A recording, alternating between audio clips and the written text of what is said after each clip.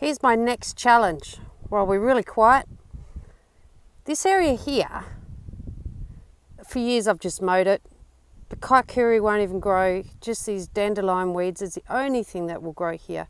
This was farmed before us having this property, so God knows what was used on the soil, could only imagine. So I kind of thought, righto, this is the dogs' area as well. They don't even use down here because they spend half the time at the back door wanting to come in. So I thought, righto, the other day I bought a packet of frozen raspberries from Woolies and oh my God, they were shit. They were all crumbled up and mashed and it was ridiculous. I thought, I can grow these. So I did a soil and I thought, right, we need space, need full sun, need access to irrigation because I'm not hand watering. Checked with Second Boss and he said, yes, we can irrigate them from the avocados. You can easily just irrigate from in your veggie garden in the back. I did a pH test and the pH, and this answers my question, is down to 5. So it's pretty acidic. That's why not even the kike is growing here. So that tells me I'm not going to grow in the soil, I'm going to grow above the soil. Why? It's just going to be a battle. So I'm going to do no dig, and I'm going to do this as cheap as I possibly can. So probably the only expense is going to be the plants, which I can get for $3 a cane in, I think, June, July. I've ordered them from Hilltop Nursery.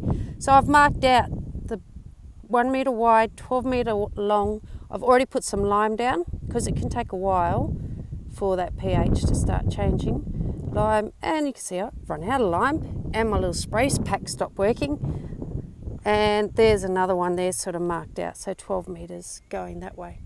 We're going to actually drop from the back of our property a couple of pine trees that are feral and they're just growing up and shading out too many native plants down there. They shouldn't even be there. So we're going to use those.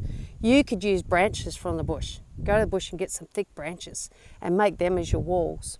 On the downside, we'll put the thicker part of the trunk. On the top side will be the narrower one. We're going to keep it as simple as we can, and I'm going to start creating my own soil. Like next, I'm going to get all cardboard, put all cardboard along the entire length, and I'll just put some rocks, and that'll kill the weeds. That's my first process. Second part of the process now will be cardboard down on that first bed. Just hold them down with some bricks to start killing the weeds under there, and ready for whenever we drop these couple of pine trees and start the walls in. And then I'll just try and start making my own soil. I've got 2 months, say, before I plant.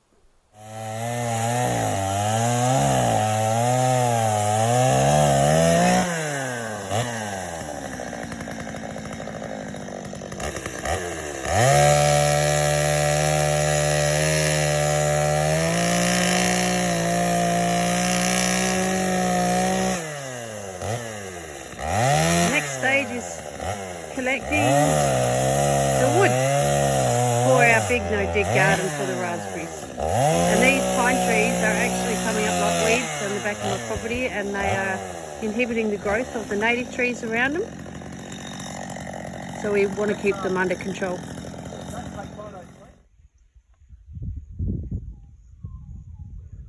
This is how Bear rests. Hello, Bear. Okay, so I'm down in what is going to be, I'm going to call it the raspberry garden, but it's going to be an everything thing. This is where I'll put my pumpkins, I'll put rock melon, cucumber, and I'm building these beds from scratch, and I'm doing it as cheap as I possibly can. You saw us chopping some pine trees down from the back. I've used old posts, but I'm doing these beds 2 slightly different ways. They're both, well, this one is definitely no dig completely. Put cardboard all on the bottom. Then what I did, a heap of horse manure. Look, can't even see the horse manure. It's going away already. Horse manure, there it is. Shredded paper, tea bags, coffee granules, eggshells. Everything's gone in here. I layered it all. I also had lime at the bottom because the pH was very low here, which is why the weeds hardly even grow. Then I've put straw on top. I'm going to let all this break down come September, late September, when I want to start planting in it.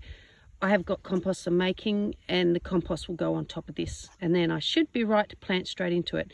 And then each year I'll just add more compost on top. But I also will put paper on top of the compost, newspaper, wet it down, and straw on top as a mulch to stop any weeds coming through my compost. This garden I'm doing a little bit different because it was really hard work lumping all that horse poo and everything else here. So what I did, but mind you, this was hard work as well. No dig. This ground's hard. And I thought I'll do a bit of an experiment. I did use my little hoe and I've dug in about 2 inches. I didn't turn the soil over. I've just really loosened it up. And I plan to make that the only time I dig in this soil, because you don't want to interfere with the microorganisms and the layers that they prefer to live in. So what I've just done is, and it's about to rain, so it's a perfect day for it. It has rained, so the ground is a bit softer. I've dug it up 2 inches, even the weeds, pulled out some of the nut grass. I'm being harassed here. Buddy, really. And then I've just spread a heap of lime over the top. Again, to try and, it's garden lime, you can get it from Bunnings or wherever. I've done it quite thickly, that's the yellow white you can see there. It was a fine powder. And what I'm going to do, and I'll probably regret it because of the dogs, I've got the chicken manure pellets. The not the blood and bone, yeah, blood and bone, the pellets that you get, and they're organic. I'm going to sprinkle those over there. Hopefully the dogs will leave some of them.